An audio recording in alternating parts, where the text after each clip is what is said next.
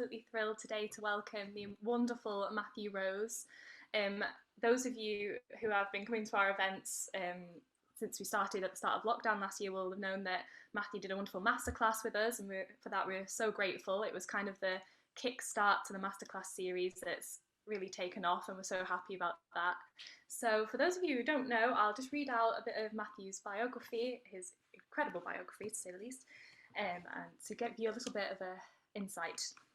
So British-based, Matthew Rose studied at the Curtis Institute of Music before becoming a member of the Young Artist Programme at the Royal Opera House, Covent Garden. In 2006, Matthew made an acclaimed debut at the Glyndebourne Festival as Bottom in Britain's A Midsummer Night's Dream, for which he received the John Christie Award, and has since sung the role at Teatro alla Scala, Milan, the Royal Opera House, Covent Garden, Opera de Lyon, Houston Grand Opera, and the Metropolitan Opera, New York. He has sung Talbot in Donizetti's Maria Stuarda, Oraveso in Bellini's Norma, Mazzetto and Leporello, Don Giovanni, Frère Laurent, Gounod's Romeo and Juliet, and Colline in Puccini's La Bohème. He has also sung Sarastro, Mozart's Die Zauberflöte, Raimondo in Donizetti's Lucia di Lammermoor, amongst many other incredible roles, and his recent opera engagements include Leporello in Don Giovanni for the Chicago Lyric Opera, Claudio in Agrippina, Oraveso in Bellini's Norma, and Colline and Ashby in Puccini's La Fanciulla del West, an incredible opera which we were talking about a few weeks ago, Matthew. Recent concert appearances include Mozart's Requiem with Manfred Honeck and the New York Philharmonic, Nick Shadow in Stravinsky's The Rake's Progress with Vladimir Zhurovsky and the LPO, Berlioz's L'Enfance du Christ with Edward Gardner and the BBC Symphony Orchestra, Haydn The Seasons with Philadelphia Orchestra and Yannick Nézet-Séguin, Wagner's Das Rheingold with the London Philharmonic Orchestra and Vladimir Zhurovsky. His highlights of the 2020-21 season include the Pulcinella with Vladimir Zhurovsky and the LPO, Beethoven 9 with the Orchestre Philharmonique de Radio France and Vasily Petrenko, and The Creation with Louis Longré and the Cincinnati Symphony. His recital appearances include the Brighton, Chester and Cheltenham International Festivals, and at the Concertgebouw in Amsterdam, London's Wigmore Hall, the Kennedy Center at Washington and New York's Carnegie Hall. In concert, he has appeared at Edinburgh Festival, BBC Proms, and the Mostly Mozart Festival in New York. And his engagements include with the London Symphony Orchestra, Los Angeles Philharmonic Orchestra, Staatskapelle Dresden, BBC Symphony Orchestra, London Philharmonic Orchestra, among many incredible organisations. He is also an incredible recording artist, and his recordings include a critically acclaimed Winterreise and also Schwanengesang with Malcolm Martineau, who we also interviewed the other month. And his Billy Budd with Harding won a Grammy Award for Best Opera Recording. So, gosh, that's such an incredible bio for time. Well, it seems like another life, Lucy, to be honest. It seems like that was a very long time ago, all of that stuff. But it was.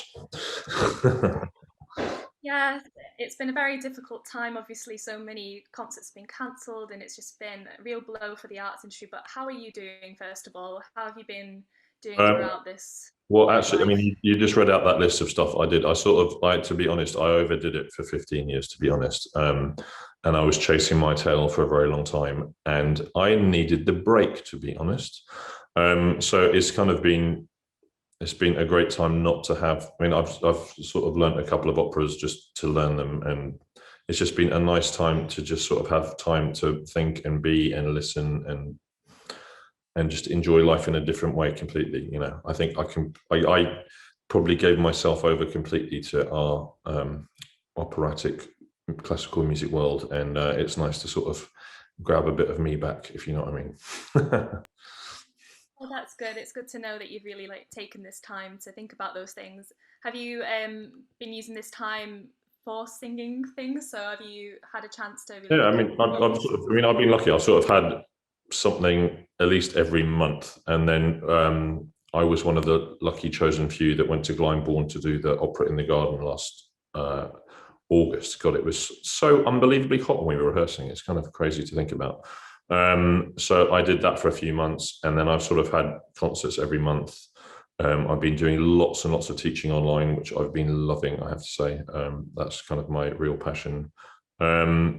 And just, you know, as you can see behind me, I love listening to music as well. So I've had the time my CD collection literally has doubled in the last year. And I'm I spend most of my days just listening to stuff, which is, I have to say, you know, I really love music, and I feel very privileged that I can do a job that I also love the backbone of, so to speak. That's brilliant. I was just wondering whether you can tell us a little bit about how you first came to be in the industry. So you're from Brighton, is that right? So Well, I was born in Brighton, yeah, and then grew up along the coast in a place called Seaford. So Glyndebourne's not far away from there at all. You know, Glyndebourne's like 6-7 miles over the downs from there. Not that I went there until I think the first performance I saw when I was like 21, 22 maybe. So I did audition for the Magic Flute for the part of the second boy in the Magic Flute in 1990, and didn't get the part. So I had to wait a few years to actually go and sing there.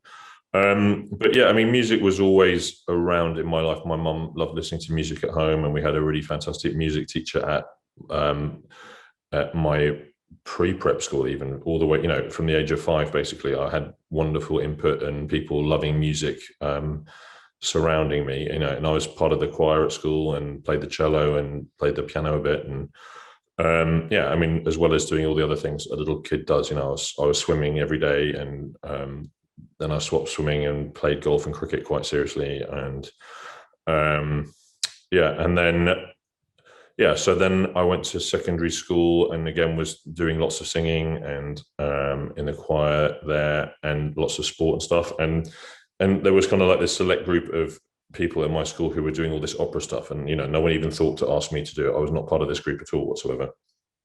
You know, it was nothing to do with me at all. And then suddenly a new music teacher came in my 6th form, and basically changed my life, actually. And he sort of literally gave me the keys to music. He gave me the key to the music room, and I would go down there most evenings and sort of do my homework there and just stick CDs on of things I'd never heard before. You know, I remember hearing The Creation for the first time, and, you know, properly listening to Beethoven's Ninth Symphony for the first time, and Bach's Wiener Minor Mass, and all these things, all these amazing bits of music that I sort of, maybe I had heard, but I'd not really known exactly what they had been. So then music really became something that I could really put a stamp on. And Martin Essex, who was my teacher, he was the first person to say, "Have you thought about doing this for a job?" I was babysitting his kids one night, and he came back a bit drunk and said, "You know, Rose, you should go and be a singer," you know. And I was like, "Yeah, all right, whatever." You know, no one had ever said that before. And you know, there were all these other kids at school that were being told they should be opera singers, and I was basically on we had a golf course at school. I'm a very privileged boy, aren't I? And I spent most of my time on the golf course, as anyone will tell you. That was kind of my passion and what I was obsessed with at the time. And then, yeah, so I did A-level music because Martin Essex came to school. And then I went to college in Canterbury and was doing a history degree, basically, with a bit of music. And I don't know if you know the singer Benjamin Luxon, who was a wonderful Cornish baritone, who sang a lot with Benjamin Britten. And he was, you know, he was a fantastic singer at Glyndebourne, the Royal Opera House, met everywhere, you know, into the 90s. He was around. He unfortunately went about when he was about 50, he lost his hearing, which is just horrendous. But if you can ever hear a recording of Benjamin Luxon singing anything, his recording of Silent Noon is one of my absolute desert island discs. And he was Owen Wingrave, the opera was written for him. He was the part of Owen Wingrave and things like this. So he and his wife Sheila were there in Canterbury, just happened to be there, and I started doing some stuff with them. Sheila was my voice teacher, and she said, so this is back in 1997, and she said, "Come on, I do this course in Italy, and there's some nice people from America. Come on, you can come and learn Italian and eat some pasta and have a nice time and do some singing, blah blah blah." So I happened to do this course in 1997 in a town called Urbania, which is basically in the middle of nowhere. Absolutely, it's sort of 2 hours from Pesaro, I guess, is the nearest town where the Rossini Festival is. And I went to this place really not knowing very much about proper singing. And then suddenly I was surrounded by all these students who were at Juilliard and this place called the Curtis Institute that I'd never heard of. You know, and these people were phenomenal. You know, they're 22, 23, 24-year-olds who were just like singing on a level I'd never heard in my life before. And luckily, Michael Eliason, who was the head of the Curtis Institute of Music, was there that summer. and I did a masterclass for him, I think. And he said, I mean, in retrospect, I'm very close with Michael, and we speak often. And he said that at that time he heard two notes. I sang a Schubert song, and he heard two notes when I was singing this song, that he realized that something could happen, and I could be turned into something.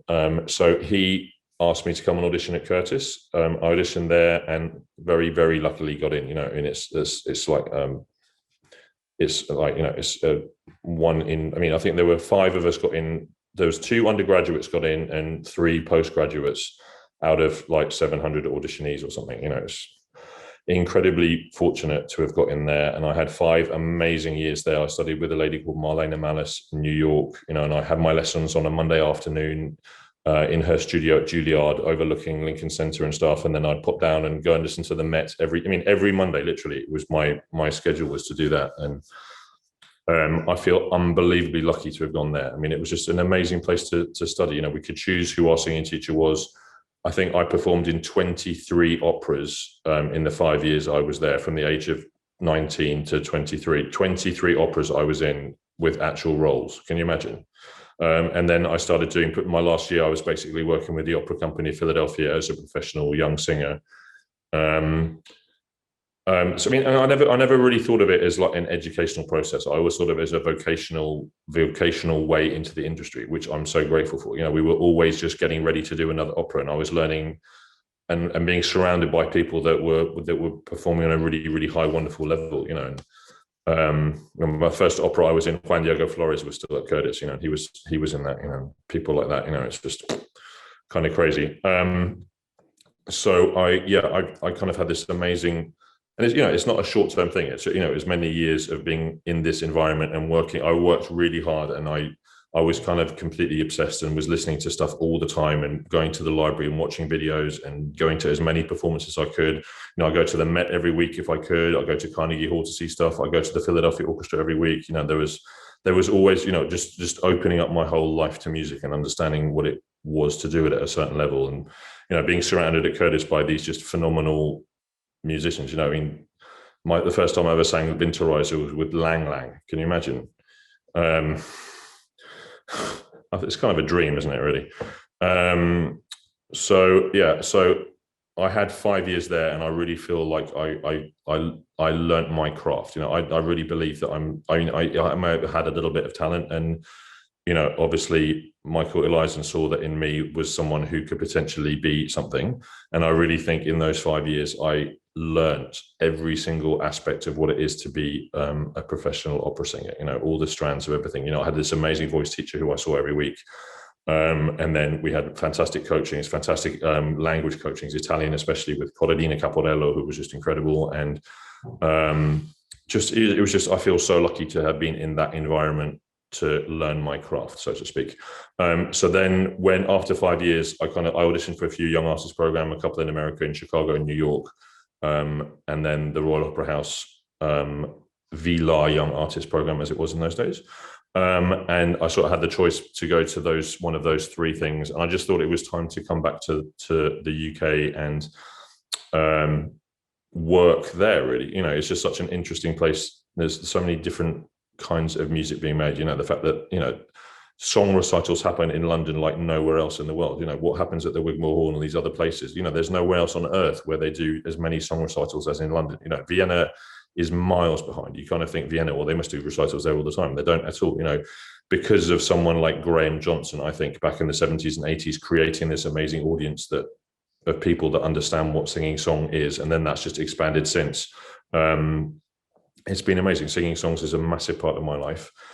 Singing orchestral music, singing Baroque music, and then doing opera in really good opera houses with great people. I've been so fortunate that has been my life from the get-go. I mean, I'm a very, very lucky man. I know that completely. And I was talking to a group of people yesterday from Glyndebourne, and I was thinking, when you look, I do lots of auditions and things, and you have lots of applications for things, and there's always 80% sopranos, and then about 15% mezzos, and then the rest are men. There's very few men actually that want to pursue this as a job. And as a man, I guess the chances of having that level of exposure to things, etc., is a much higher thing. So I feel very lucky that all these things have happened. You know, if I had been a soprano, even though I'd be a very pretty one, I'm sure that these things wouldn't have necessarily gone my way. You know, there we go. Does that answer that question? Yeah, and what an incredible journey. And it sounds like it was such a well, an amazing time to be studying and to have been immersed in all of the incredible things that were going on, to just have them met at your doorstep. It's really wonderful. So then obviously you came to the Young Artists Programme at Covent Garden. So did you think that was a great move? Was it completely different to be then studying in UK compared to maybe a Young Artists Programme in the States? I don't think of it as being studying. I mean, we had coachings to prepare us for things, and you know, there were a few classes, so to speak, but you know, I don't think it's a place where you go to study.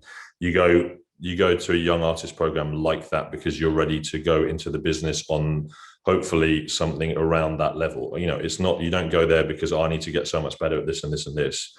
You go there because you're almost ready to you know, and they put you on stage all the time at the Royal Opera House with all the best people in the world. So, you know, you have to be at a certain level. It's not, you know, you have to be, you know, 99% of the way down the track to go to these things. You know, it's not a learning process. But, you know, I haven't stopped learning ever since. You know, from every single person you stand on stage with, from every conductor, from every coach, from every director, you know, from the stage crew, you know, from every single person, you just pick up things and you learn things and you know how to do things in a better way, hopefully, just by being immersed in these amazing situations. That's wonderful. And you've said, and also from your bio, we know that you've had some incredible roles in operas, but you've also sung oratorio and obviously lieder and concert repertoire. So how have you kind of navigated having a career that encompasses all of these things? And it's brilliant that you have. So how do you manage it?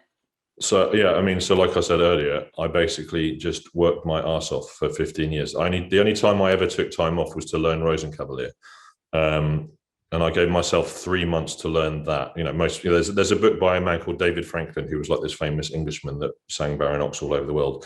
And basically, the book is about to scare everyone into knowing how hard it is to learn Baronox.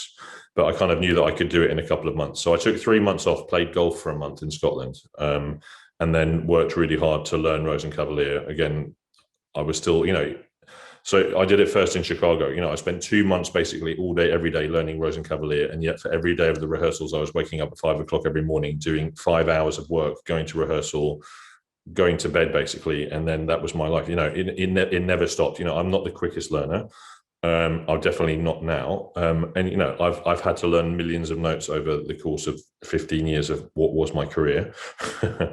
And, you know, I had to work really, really hard. And, you know, maybe retrospectively, I wish I'd taken on maybe only 2/3 of what I actually did, you know, but you can't say no to these things. And, you know, I'm so grateful to have done all these things. And, you know, sometimes I flew and it was amazing and I was completely ready to do it. And sometimes I was kind of just getting by, and that's not fun for anyone, just because there wasn't time literally to do these things. You know, I mean, sometimes I had a crazy schedule. You know, I remember in 2011, September and October, I had 25 different things to do, including 2 different recital programs in a 2 month period, you know, and that was, I didn't basically sleep that time, you know, and it was kind of fun when I was doing it. And I kind of look back now and think of all the wonderful things and the places I went to and the people I sang with.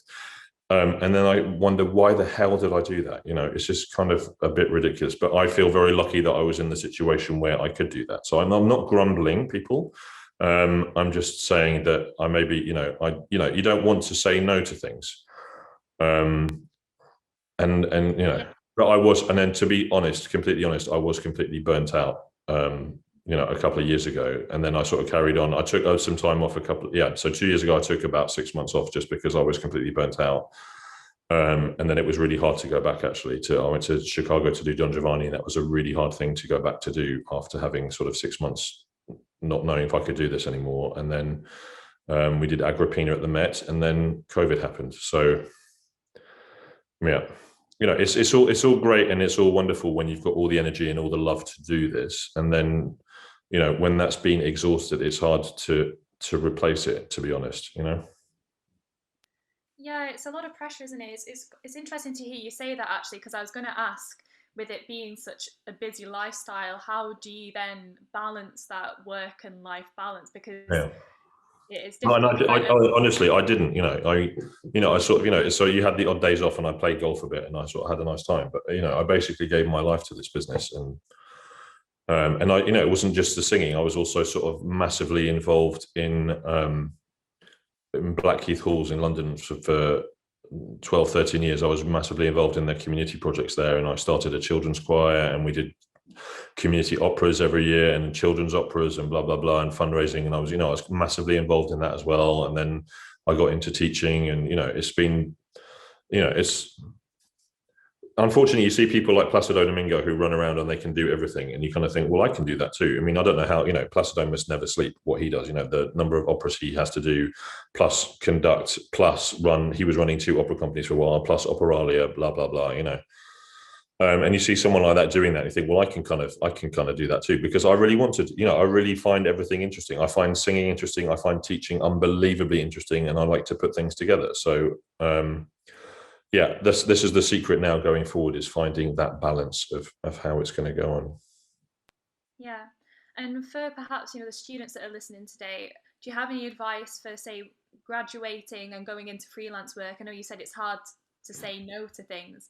But do you have any advice for them for expanding the repertoire, but maybe not taking too much on, maybe too early? I mean, I don't think anyone's going to have trouble saying no to things right now. There's nothing going on, is there? So, I mean, for your generation, I feel you guys are the ones that are going to find this the hardest, because your whole natural development and way things could go have been completely skewed by this whole thing. So maybe it's been a good thing for some people that they've been held back a bit, and for other people, when they were ready to fly, they've had that taken away from them. I mean, just really love what you do. Find people, when you're studying, find people that really know what they're talking about. Find people with a track record of putting people into the industry. If you're going to find a singing teacher, find someone that has put people out into the industry. Living in the UK, you live on a very small island. There's a whole world out there of people that can make this business happen really well. So just I'm not downing the music schools in England, but just there's a whole world out there of places where obviously going to Europe now is not as easy as it used to be, but there's a whole world of music colleges out there, and of singing teachers, and of people and opportunities, and just really find routes where people have been successful. Why, like there's I went to Curtis in Philadelphia. There's also a place called AVA in Philadelphia. Somehow these 2 institutions chuck out all these amazing singers. There was one year when Brian Email and Michael Fabiano and Stephen Costello all graduated from AVA in the same year. 3 world-class tenors. We sort of, in the UK, it seems to be like every 10 years there's like a world-class singer gets plopped out into the sphere. And other places do it in a different way. And just so first of all, when you're looking to study, make sure that you do look as broadly as you can to the whole situation, and places where you can get really fantastic A, information, and B, opportunities. I mean, it's a mixture of those 2 things. It's about getting amazing information from people that really know what they're talking about. And there are people out there that know what they're talking about as far as singing teaching is concerned. And then there are amazing opportunities where you can go and perform in operas. And like I said at Curtis, I did 23 operas or something. I mean, that Curtis is the kind of the freak show in the world like that. There's nowhere like that. I think there was 25 singers in the whole school, and we did 5 operas a year. I mean, it's just That's crazy. Yeah. But now, just know your place. It's hard because you go to music college and you're singing repertoire that you kind of think maybe isn't necessarily so interesting, and you listen to Anna Netrebko singing Violetta and you think, well, I should be doing that.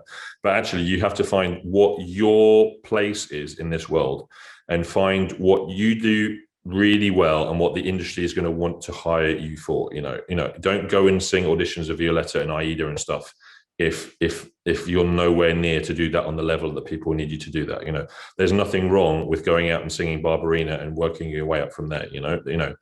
And these, especially, I mean, I think most people should have Mozart as their core repertoire thing, especially when starting out. What you can learn from singing these Mozart operas is just unbelievable. If you can get paid to sing Don Giovanni or Figaro or the Magic Flute or Così or something, or Tito, you just learn so much. What Da Ponte especially and Mozart give you as tools for singers is just unbelievable. And if you can sing those roles and then expand from there, then I would highly suggest that's and people but find your place. If you're not a Mozart singer and you sing, you're a proper Verismo singer on a proper level, then go and find opportunities to do that music. If you're a Handel singer, go and sing Handel, whatever, Rossini singer, find your place. And not just because I like Puccini, I like Anna Netrebko, doesn't mean that that's what you should be doing. I've heard that so many times. Why are you singing this aria? Well, Anna Netrebko does it and I love it. I really love this music. I've been listening to Die Walküre for the last 25 years of my life, and I knew 25 years ago at some point I would be doing it. And it's taken 25 years now to actually buy a score and learn the thing, So just because you like it and because it's nice music and you think it's going to be cool doesn't mean you should be doing it. So, find your place in this world, find the music that you should be doing, find people around you, not lots of people, but some people that can help you with really good information that you can trust. Find, a couple of people that have been there and sung on stage with people isn't a terrible thing to do. People that have sung on a very high level, and there's quite a few around. Coaches as well, people that have worked in opera houses and with these people, they're unbelievable people around, especially in the UK. So have a little team of people you trust, not just fan club people that are just going to say, oh, you're amazing all the time. It's nice to hear that from one's mother all the time, but that's not very helpful actually. And just work hard. It's a business where you have to work hard, and this business deserves people doing it really, really well, singing really well, performing really well, being unbelievably interesting while doing it. And, there's no reason why we can't succeed into a fantastic future if people completely believe in what we do, and hopefully there are going to be places where that is the case. Hopefully, yeah. It's actually really, really, really good advice, actually. And I was, funnily enough, going to ask you whether, as a young singer, obviously you're saying encompass both Mozart and start off with where your voice is at now. But I was going to say, did you always kind of know that your voice was going to take the Wagner route? Because obviously, as young singers, it is very tempting for a lot of people to take on rep that is too big for them instead of sticking to what they're ready for now. Did you know at that point, even though you love and people said, oh, you're going to be singing this one day, and I was like, okay, yeah, maybe one day. I don't need to do that now. I'm very, very happy singing Leporello and Figaro and blah blah blah, and then I sort of did. Quite a long time ago, I did my first Fasolt in Rheingold, and it felt fantastic. And I thought this is going to be great. And everyone was like, "Oh, you're going to sing Wotan one day," and and I was like, "Yeah, okay, whatever." But look at how Wagner didn't write his music for people that stand up there and shout their heads off. Wagner believed he sent all his singers to the same singing teachers that Bellini sent his singers to. Wagner believed that this music should be done as bel canto as possible, and if you can absolutely do it like that, you can sing it beautifully and quietly, and actually it's so well written. There's a few moments in Wotan where you're not going to be heard. About 6 moments. Hans Hotter used to always say this. Well, there's 6 moments where you won't be heard, so don't worry. But just take the root of history is a really fantastic thing. Composers built upon what they had before them. There's a reason Rossini happened after Mozart, and then Donizetti happened after Rossini, and then Bellini, and then Verdi. There's an absolute natural progression in the way music was written, and actually because people got better and better and better, the demands on the singers were greater and greater the later time went on, especially through to the end of the 19th century. So I think using history as a guide to learning one's craft isn't a terrible thing. And if I can sing a Mozart opera every other opera I do, I'd be so happy. Even now, if I can go back and sing Leporello all the time or Figaro or whatever, it's hard though, because people kind of find it hard in their heads then when you do certain kind of repertoire that you go back to other things. But hopefully there are people still running opera houses that allow that to happen. That's the thing. It's a two-way thing. It's us knowing what we want to do and how we can do it, and then having enough people in the industry that are making these decisions that also know what to do and how best to help people. And there's Jonathan Friend at the Met was incredible like that, and bringing people in at an early age and doing certain repertoire and then building and building and building. Peter Catton, the Royal Opera House, the same thing as well. He's been unbelievably kind and great to so many of us. Seeing our potential from early on and then seeing where we can grow to. But there's I sadly to say, there's fewer and fewer people that know how that transition should be happening. Exactly, and as you said, it's about getting that group of people that can support you and know your voice and can help you through that. that progression, isn't it? But yeah, and hopefully you can be honest enough with yourself to not blow smoke up your own bottom, and sort of think that you can. Yeah, exactly. Yeah. Well, I also meant to ask, as a young artist, when did you eventually then decide to go into being managed? So you're with Ascon Holt, aren't you? So how long have you been with them, and how have you found being with an agency as a singer? No, sure. So when I left Curtis, I got a place on the Young Artist Program at the Royal Opera House. And for agents, that's an easy thing for them to see. That's a very easy thing for them to sell. So they want to pick up people that are going into Young Artist programs, because they know that then they can create work very easily, just because you have the cachet of being part of a Young Artist Program. So before I'd even started at the Royal Opera House, I was at Garsington doing an opera, Die Schweigsame Frau by Richard Strauss, which is a very long, funny opera. And I just got a phone call out of the blue, actually, from a man called Colin Ewer, who was with Harlequin Agency, which is based in Cardiff. I don't know how the hell he got my number even. And he just rang me up and said, "Hello, I'm Colin. I work for an agency. I'd love to have a chat about managing you." So we had one chat, and then he said, "Oh, by the way, next week, Cardiff Singer of the World's on, and I'm doing some auditions for some of my artists. If you'd like, you can come and sing for them, and then I can sign you and all this stuff." So I had to make quite a quick decision straight away. So this was back in 2003. So I just left Curtis that summer. And I did an audition. So this audition happened in Cardiff, and it was, the luckiest thing ever. Matthew Epstein was there, Brian McMaster, who used to run the Edinburgh Festival, was there, and Paul Moe from Glyndebourne was there. And from that, basically everything happened. Even though I was going to the artist program for 2 years, Paul Moe said, he could do Bottom in Midsummer Night's Dream. I was 24 years old at the time, and it was I just left college, and they took the chance Glyndebourne on me doing Midsummer Night's Dream. And then Brian McMaster was incredibly kind to me, and he took me to Edinburgh, and I did his last 3 festivals, including his last festival. We did Meistersinger as his last concert, and I sat next to Jonas Kaufmann for 5 hours. And it's kind of, I understand how lucky I've been, and I miss the glory days. But from that one audition, and then Matthew Epstein was there, who was he's this like big guru in America, and he was incredibly helpful in being in people's ears to let them know what I was up to. So basically that happening set me up in a really good way, and luckily all those things went really well. And then from things going really well, other things happened, don't they? So yeah. And then Colin, his partner Anthony Freud, was running Welsh National Opera, and then went to Houston Grand Opera. So he stopped managing me, and this is just as I was finishing the Young Artist Program at Covent Garden, actually. Was it, or was it the next year? Maybe it was the next year. Yeah, it was around 2006, and then things were going. I was working really happily, and I could go and pick an agent, and I went and had a meeting with Sue Spence and Robert Rattray at Ascon Holt, and it was just this seems really wonderful thing, and I feel so lucky that happened. And I don't know if you know, Robert Rattray was basically running the Ascon Holt has this like 2 different voice departments. There's like the Mark Hildrew side, and it was the Robert Rattray side at those days. And Robert believed in me like no one else, and he was the way he looked after me, and he championed me. And if I had horrible times, he was just unbelievably kind to me. And he went eventually to work at the Met, and luckily he was there. And I sort of had the last 5, 6, 7 years working at the Met quite consistently, probably thanks to him. It's probably over now, my time there. And he died almost 3 years ago already. Wow. But Robert was just, to have someone like that on my side and pushing me was just incredible. And there's a whole load of us who he championed and looked after, back to Anne Murray and people like this. Yeah, I was, again, very fortunate, but luckily enough, I was in the right place at the right time, and I could come up with the goods.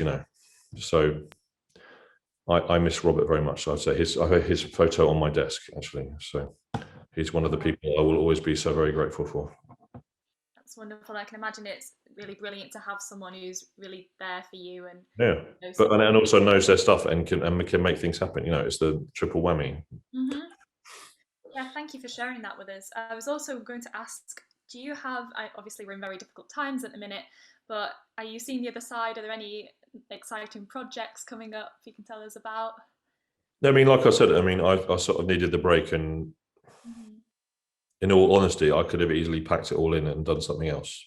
But I've got, I mean, like next year I get to do Votan, and I get to do, and the Met we're doing, hopefully, if the Met exists next year, Don Carlos in French, and I'm sort of doing one nice role and covering Philip, and that's kind of, Philip is one of my dream roles. Philip and Gouvernements are my two dream roles that I need to do, and then I can absolutely probably give up.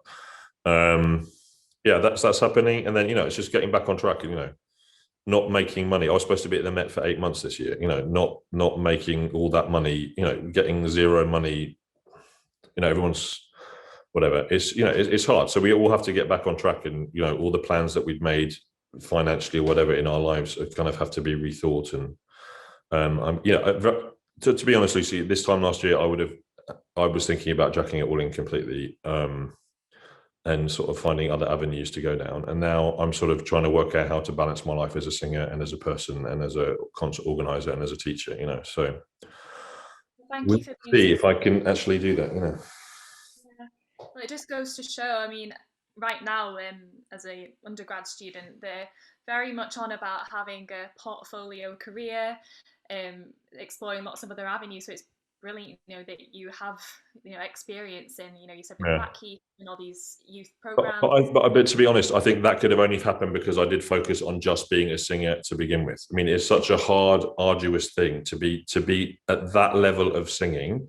It just takes all your concentration and all your energy and stuff. So it's all very well saying, oh well, it'd be nice if you thought about this and this and this. But if you don't just singularly, and so many of my colleagues and people, through all the generations, can only be singers and can only concentrate on that and can only give that to their lives. A whole lot of people can't do all these other things because they just can't fit it into their lives, or into their brain space or whatever. I mean, I remember when I first started organizing things, it was funny. I could feel like my singing brain was here and my organizing brain was here.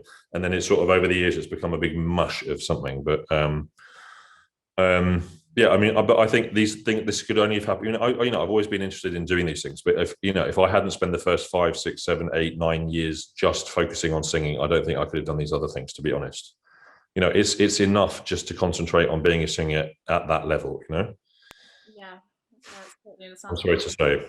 Yeah. Well, I think it's time now for some audience questions. We have a Are few there in the people chat. here? Is it not just us? I know it's just us and Milu. Milu's way asleep. So. For those who don't know, that's Matthew's adorable sausage dog for context. So the first question we have is from Neve. Neve, do you want to unmute yourself and ask your question? Hiya, yes, yeah, I am here and I have been Oh, listening very avidly. okay. I'd love to know, actually, I really appreciate how candid you've been about your experiences in the industry, and I thought this could tie quite nicely into what you've been talking about. I wondered what you would like to see change about the industry and whether perhaps you've already tried to be a changer yourself. See, I really believe in opera. I really believe in doing it really well. So I really believe in the bit where we get up and do it really well. And then I believe in trying to get as many people to experience that in whatever way is possible. I mean, I think the best way for people to experience this is something I picked up. I spent a lot of time in Aldeburgh and at Snape and doing the Britain Pierce things. I should have mentioned that, Lucy. And Britain was all about the community, about bringing people from our own communities to our world. We can't just expect them to just turn up and to understand what it is. So Britain wrote pieces where the community, where children could come and be involved. And this is what we were doing in Blackheath. We were bringing people into this world and to know what it is to be part of an opera, and for children to know what it is to be part of an opera and to sing on that level on a consistent basis over the course of many weeks. And then you understand what it's about, and then you can grow some love for it. Most people that go to football matches played football as a kid. It's not just like, oh, we watch football on telly, isn't it lovely? If you understand what it's like from the inside out. And there's all these things going on right now about who should be gender stuff and race stuff and whatever. I think it's 96% of people in the UK have never been to a classical music concert. So I think we should just be trying to get as many people of whatever background interested in what we do. If we can open the door to people then and bring them into our world, it's funny how they kind of hang around. Once you bring someone in and you show them what it's all about, they come back and they come back for more. So for me, I mean, there's all these other things that people want to worry about. You know, at the moment we're dealing with a thing where only 4% of the population has ever been to. You know, so I think what we have to do is to really believe in what we do it unbelievably well and really interestingly, and try and bring as many people through the door as possible. And I think that is enough. You know. Okay, and it'd be great to have some black composers and more female composers, more female everything, you know. So for sopranos, there's too many of those already.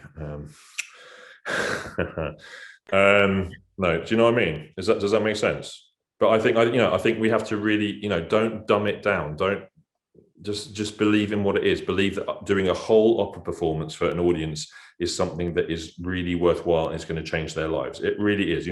People go and see La Bohème, it changes their lives. I'm sorry to say this, Madame Butterfly, it changes their lives. Just believe in it, do it really well, and let's hope that there's enough support financially to make that happen into the future. It's worrying though, isn't it? With Brexit as well, especially. It's just how it's going to be in our country is very worrying. All these summer operas seem to exist because of, the people like to go and have their picnics and put their black ties on. So I think the summer operas are all kind of safe just because of that. But it's the other opera houses I worry about. There we go.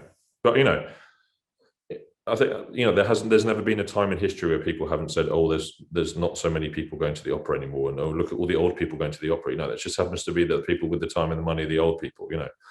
But I mean, I live in Antwerp now, and you go to the opera here, and it's a much younger audience. It's a much more different vibe going on. I'm sure we can make that all happen in the UK. I mean, I don't know. Have you been in Peckham? There's this what's it called? There's a car park that they've turned into an art centre, and there's a thing called multi-story orchestra, and you go to their concerts, and it's literally, there's a bar on the roof where all the trendy people from Peckham go, and then basically the next level of trendy people go to these concerts in Peckham. You just get all these 19, 20, 21-year-olds having a fantastic time listening to Stravinsky or Steve Reich or whatever. It's completely possible to do it. We just have to open the door and do it in a really interesting way, and then I think we can have a really good future. And we have to do our jobs as well as we can. We can't dumb down. We have to understand what it is to make great noises and to make great performances. And that is our job. And we have to do that as well as we can. If we do that, then there's a reason for people to come and see us, Thank you. Thank you for that, Niamh, and that was an absolutely fabulous answer. I think, Peckham will be on my list of places to go after COVID now. I can't remember what it's called, but the orchestra's if you look at multistory.org, it's an incredible thing, and what they do is amazing there. And they've done some prom concerts and things like that. Oh, awesome. We'll check it out. Then the next question is from Artman. Would you like to unmute yourself and ask your question? Hello. Hello, I'm Atman. I'm a second-year undergraduate student at the University of Chicago. Oh, hello. And I'm really, really fascinated by early music. My favorite composer I can see that by your pictures on your wall. Yeah, there is. Monteverdi there, and then Bach, and yeah, okay. Yeah. I'd love to hear about your experiences with early music and how the early music performance scene is today in the opera world, especially with In the the opera. Monteverdi opera. Yeah, so I mean, in Chicago, you have this. What's it called? The Jane Glover's Orchestra. There's a hello, you there? There's a Baroque orchestra there. I can't remember what they're called. Do you go to their performances? Yeah, I attended her performance of the B minor mass a couple of years ago. Yeah. So I mean, in the States, it's kind of less prevalent. In Europe, the early music scene and the sort of the not so early music scene, it kind of become one, and it's much more accepted that people play on gut strings and play Mozart at 4:30 and do Monteverdi or do Bach and Handel at 4:15, and it's just the industry. Back in the 70s, this all changed, and it's just become a regular part of life. So I've done a lot of performances, either of Handel operas or of Mozart in particular, with gut strings and period instruments, and it's again, when you do these projects with these people are so into their craft and into how they do it. It's just the most wonderful thing, it's different for them. And so I feel incredibly lucky to have done as much stuff with these orchestras. With John Elliott. I was with John Elliott Gardner last year in Chicago. Actually, we did the Beethoven Ninth Symphony.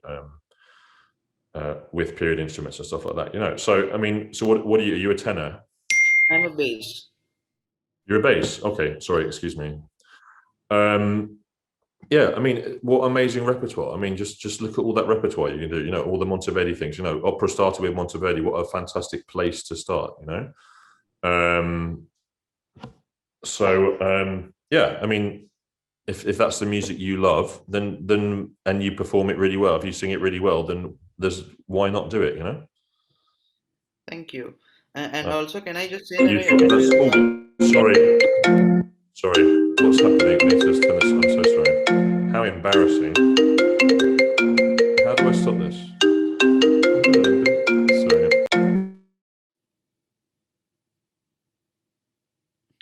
Sorry, 1 second. I'll just. Oh, there you go. Sorry about that, everybody. Sorry. Yeah. Yeah, I was just saying that I attended That your was performance. Monteverdi calling me. That was Monteverdi calling me, saying he wants you to sing all his operas. Okay. Yeah, thank you. Did you have another question?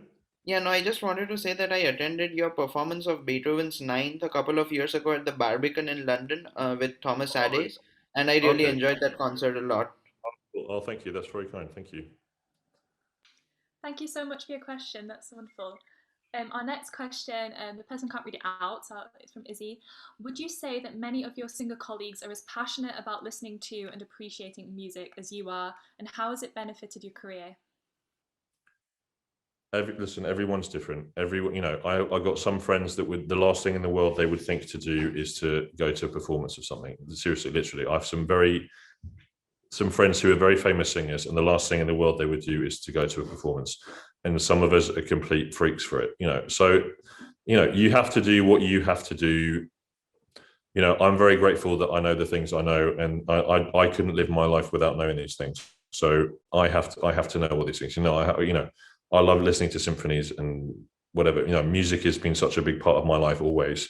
You know, I sat and listened to Mahler 6 this afternoon just because I was in that kind of mood. But you know, there's a little group on Twitter actually. There's quite a nice little group of us music people that like listen to symphonies at home all the time. You know, and I'm just part of that group. That's just what I love, and it has nothing to do with me as a performer, or maybe it does. You know, you have to find your route. You have to do what you do and how you love it, and everyone's different. Isn't that wonderful? And that's what makes it all so interesting. Exactly. I did actually Hi, Izzy, by the way. Is she reporting back to Ascot Holt Central? Probably.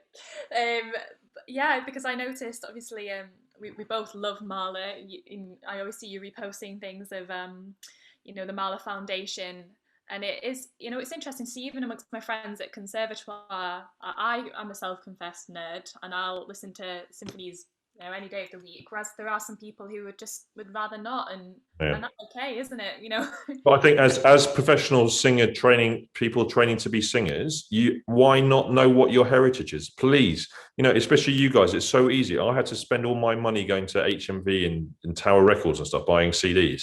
You can just plop on Spotify or whatever, or YouTube, and find all these amazing singers from the past. You know, there's no reason why you guys shouldn't know all the great singers all the way back to the 1920s. You know, that's something, it's so important, I think, to hear our linear heritage of people that have sung really well, and what, you know, working out what makes them great. What do they do that's fantastic? You know, I just bought a record player as well, actually, and it's fascinating to listen on a record player how much more real the sound is than it is on the compressed MP3 version. Thank you very much. You know, there's, you know, you guys, especially the British singers, you know, I sort of mention the name Benjamin Luxon to most people, and no one knows who he is. You know, I'd sort of been doing an interview series. I was running a summer school in Italy, and that's kind of finished now. But I was running a series of interviews with people that I really appreciate in music, and I'm hopefully going to do Benjamin Luxon soon, and John Tomlinson and people like this. You know, just this whole era of people, just to talk to them about how they live their lives and what music means to them. And you know, don't just look at around what's around now, and you know, who's the pretty boy from Sony that's on the CD. You know, just just really go back and really understand our heritage of opera, and know all these operas. One of my projects over lockdown was I listened to a Verdi opera every week and had the score looking at it, just trying to just know all these operas that I'd never really heard in reality, and just know that every single opera by Verdi is incredible, even though we only do about 7 or 8 now. I think as dedicated opera people, we have to know about opera and opera's past and about operas that are written. Yes, the whole other music stuff is something else. And if you like singing songs, listen to people singing songs. I was with Christian Gerhara last week. I'm a big Christian Gerhara fan, and I've got all his CDs here, and I don't know, but everyone has to find their own path. Don't feel like you have to do something just because you feel like you have to do it. But hopefully you'll love it enough that you can sit down and listen to these things. And the Mahler Foundation, that's a big thing for me, and I'm sort of getting quite organized. I'm quite a big person at the center of that now, and I'm spending this week. So Mahler's granddaughter Marina is a good friend of mine, and I'm sort of trying to help her make her foundation do some good things. So that's something else that I love to do, and I feel so privileged to be part of that and to be part of this world of Mahler's a composer that hearing his Second Symphony affected me more than any other piece probably ever on the first hearing, and I couldn't be more grateful for his music, and I feel like very lucky that I can put a bit back into what he's given us. Indeed, and I'm really looking forward to seeing what your work with the Mahler Foundation Me too. That's wonderful. So the Italian course you just mentioned, is that the Scuola di Bel Canto? Which So this for those of you who were listening earlier, in '97 I went to this town in Urbania, which is where I met Michael Elias, and then I went to Curtis from there. So it was very nice. 20 years later, they asked me to come and do a course there at the school. And for 2 years we did that. We were supported incredibly generously by Ian Rosenblatt, who is an amazing man. And we had I wanted to have a small group of singers that we could really work intensely with and give them a really amazing experience for 2 or 3 weeks. So we did that for 2 years, and for various reasons it didn't continue, but it's something I'd love to start again and do at some other point in other place. So, and I love Italy, so any time I can spend in Italy is good time. And obviously it's very important for young singers to get a good grasp of the language, especially starting out. So that's wonderful. We'll keep again, I mean that's one of the most important things is not just having a grasp of the language. If you look at all the great singers that ever sang any operas, most people, I would say, spoke the language of the operas they were singing really well. To have that immediate contact with the words, not just having to rely on Mr. Nico Castell to give you what everything means. And please, people, buy his books. I feel so bad that he spent all this time, and he's not alive now, but he spent all this time making these wonderful books of translations, and then everyone just passes around these copies. It's a bit naughty. I've done that in the past, but I also own about 15 of them at home. So if you're ever in New York, the only place you can buy them is the Juilliard store. So please go and buy a couple or something, just to be good. On the subject of languages, how did you, so obviously Nico Castell, but did you find maybe working in the country really helped you get to grips with the language, or did you? Yeah, I was lucky. Just before I was singing, I did French and German up to A level anyway, and then Italian's sort of the language that I've taken on the best. I wouldn't say any of them are very good. I've never spent long periods of time in these countries in places where people don't speak English. That's the hard thing as English speakers. Everyone reverts to English so easily. So I would love to have some time in Italy just speaking Italian, or Germany just speaking German. I think it's imperative that you have a really great, and what especially if people that work in, so many people come up, we see so many people that learn English very easily and work in shops and restaurants and stuff. We can do the same thing. As a very famous baritone friend of mine said, if Paul Gascoigne can learn Italian, anyone can learn Italian. So there's no excuse. We're just all a bit lazy, aren't we, as English speakers? Yeah, it's that expectation that people just revert. It's imperative that you speak these languages. It makes life a million times easier. There's a reason. The reason why performances at English National Opera can be astounding is because everyone in the pit, on the stage, is all speaking their own language and can just react to everything in a very organic, amazing way. And the same should be when we do Italian operas and German operas. Okay, Czech, Russian is a harder thing, but at least have Italian in your pocket, I'd say, is a good thing. And just having those Italian sounds in your ear is an incredible thing, I think, for singers to have in that harmony. As we're coming to the end of the session, I thought I'd ask, maybe, obviously, I don't touch wood, but we are coming to this pandemic and with the vaccine being rolled out.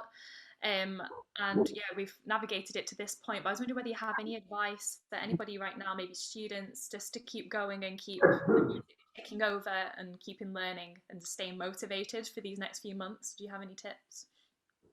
Just stay motivated, and it's just, I'm not, I don't think any of us that do it to a certain level do it because we wanted to become famous or rich or anything. We did it because we completely loved what we do and how we do it, and just continue to love it, continue to love the process and learn from everything, and just try and become as good as you possibly can do. Work out what you need to take you to the next level, and being an opera singer isn't just about mastering one thing, is it? It's about mastering 7 or 8 different things and then being able to do them all at the same time in a very high pressure situation. It's a really tricky thing to do. So just be calm, be patient, and just have, I feel sorry for your generation that you have Instagram and all this stuff, and you feel like you all have to put yourselves out there. I was very lucky. I went to college in Philadelphia, and the only people that knew I performed were the 25 people that came to our recitals and the 50 people that came to our operas. No one else in the world knew I existed. It was brilliant. And I could make mistakes and I could learn, and I could be in a situation where I knew I wasn't being judged in a bigger context. For you guys now, and everyone's so keen, and who am I to say? But you guys want to throw yourselves out there and make sure everyone sees what you're doing now and then. Sometimes it's good maybe to hide away. This is good advice. Here we go. To hide away a bit more than you do maybe, and then be a nice surprise to people, rather than being someone that because a lot of these casting people and people in our business are on Instagram and Twitter and things like this. So just hold yourselves back, so that when you go and do an audition, there's like, wow, who is this person? I think having that situation in an audition is something that makes careers happen. And if people have already seen you trundle out a whole load of stuff on Instagram or whatever, or Twitter, then they've already seen you, and I saw this and it wasn't very good. If you got that in your head already, and I know how these people work, it's very hard to get positive marks from somebody when they've had a negative experience, even if it's a slightly negative experience. So just be slightly careful, hold yourselves back until you're ready to fly, and then put yourselves out there, if I'm allowed to say that. Okay. Definitely, yeah, because I think you're right. In the age of social media, there's so much pressure, especially on young people, to just put everything out there. I saw that. Literally no one saw our concerts at Curtis. There would be 25 people there, and now I get an email every day from Curtis. This recital is going to be broadcast. Watch this now. These poor people, they're being chucked out in the world already without being in a place where they can just comfortably learn how to become better in a performing situation.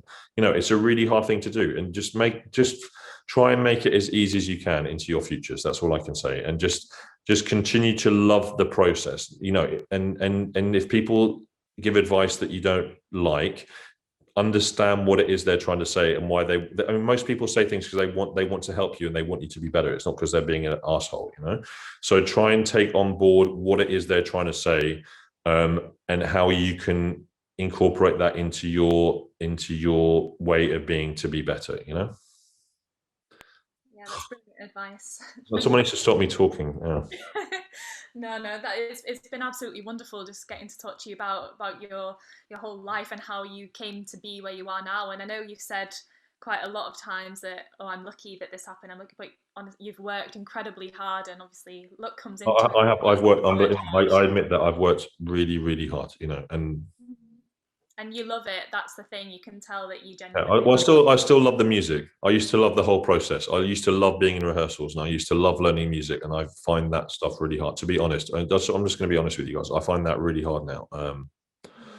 To be in rehearsals, I don't know. No. So it's yeah. I'm going off to Garsington next month to do Grayman, which is a one aria in a long opera. So. And then I'll get to do a really fantastic project with some really amazing people. So that's something I'm really looking forward to. That, and Well, we'll look forward to it But too. Will it be it's fun. streamed at Garsington? Sorry.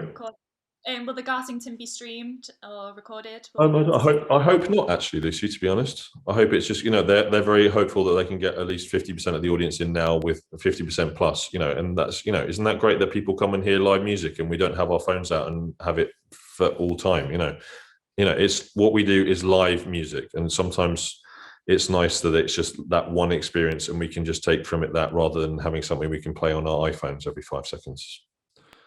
Oh yeah, definitely. Well, we look forward to that day where we can all be performing live again, and I'm looking forward to that for you. And it's just been really wonderful. So thank you so much for your time. It's a great pleasure. Thank you. And it's great what you guys do. I think what you do is great. So thank you so much. Oh, thank you. Well, thank you everybody for coming. Thank you to those who've asked questions. Please, keep posted with everything that we've got going on. And it's just really wonderful to have the same faces, people coming that are new to NSOS. We've been going for about a year now, and as I said, Matthew was the first masterclass giver, and it's just been really wonderful to see how it's progressed. And thanks to you, the masterclasses took off. And yeah, thank you so much. We appreciate everything you do for us. So thank you. Have a wonderful evening.